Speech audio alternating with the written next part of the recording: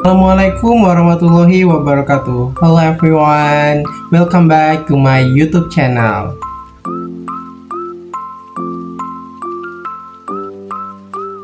Okay guys, how are you? I hope you always good guys. This is a 5 video of Educate Management. Jadi ini merupakan video kelima dari mata kuliah pengantar manajemen. Kita akan bahas tentang sumber daya manusia. Oke, tanpa lama-lama lagi kita langsung ke materinya. Let's get started.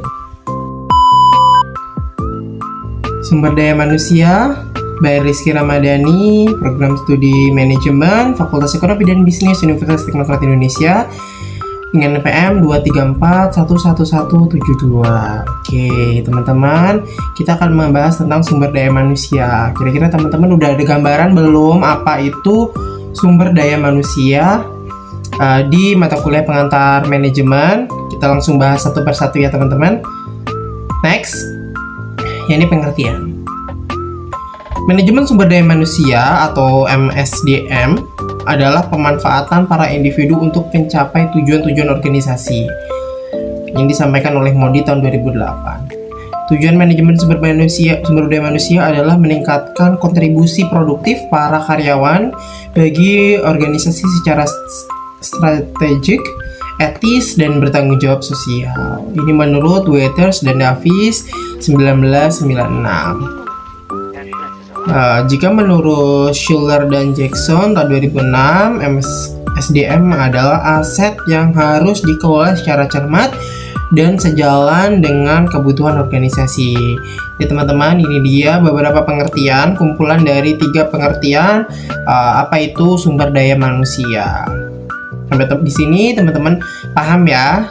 Next, ada tujuan-tujuan MSDM. Yang pertama tujuan organisasi, yang kedua tujuan fungsional, yang ketiga tujuan kemasyarakatan, yang keempat tujuan personal. Ini dia ya teman-teman, tujuan dari MSDM ada 4. Oke, next, fungsi ada 4 juga fungsinya. Fungsi yang pertama staffing, fungsi yang kedua pembangunan, fungsi yang ketiga kompensasi, dan fungsi yang keempat hubungan karyawan. Kita bahas satu persatu ya teman-teman. Apa itu staffing atau penyediaan staff? Staffing itu merupakan proses untuk memastikan bahwa organisasi memiliki jumlah karyawan yang tepat dengan berbagai keahlian yang memadai untuk menjalankan pekerjaan-pekerjaan yang tepat pada waktu yang tepat untuk mencapai tujuan organisasi. Penyediaan staf mencakup analisis jabatan. Yang pertama, yang kedua perencanaan SDM, yang ketiga perekrutan dan seleksi. Ini dia ya teman-teman, apa itu staffing. Oke, next. Yang kedua, pengembangan SDM.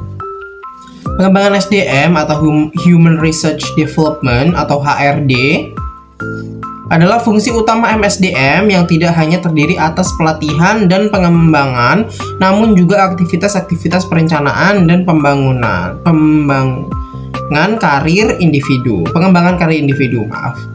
pengembangan organisasi, serta manajemen dan penelitian kinerja. Ini dia ya teman-teman pengertian dari pengembangan SDM.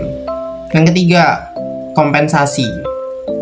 Kompensasi mencakup seluruh imbalan yang diberikan kepada karyawan sebagai penghargaan atas jasa mereka yang meliputi yang pertama, kompensasi finansial langsung, yakni bayar yang diterima dalam bentuk gaji, upah, komisi, bonus, dan lain sebagainya.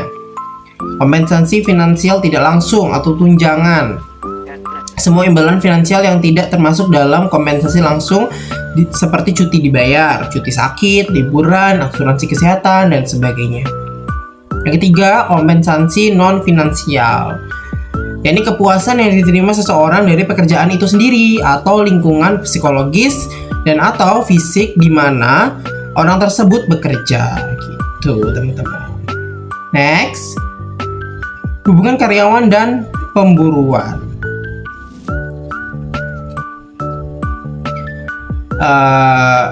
Yakni suatu perusahaan secara hukum harus mengakui adanya serikat pekerja dan berunding dengannya dengan itikat baik jika para karyawan perusahaan tersebut menginginkan adanya serikat pekerja untuk mewakili mereka.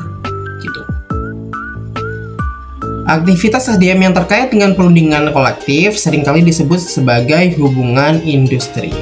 Oke, teman-teman, sampai di sini materi kita. Apakah ada yang ingin ditanyakan? Jika teman-teman ingin bertanya, bisa bertanya di kolom komentar di bawah. Insya Allah saya akan menjawab sebisa mungkin. Oke, the last video, maybe that's all for me. Thank you for your attention. The last I say, wassalamualaikum warahmatullahi wabarakatuh.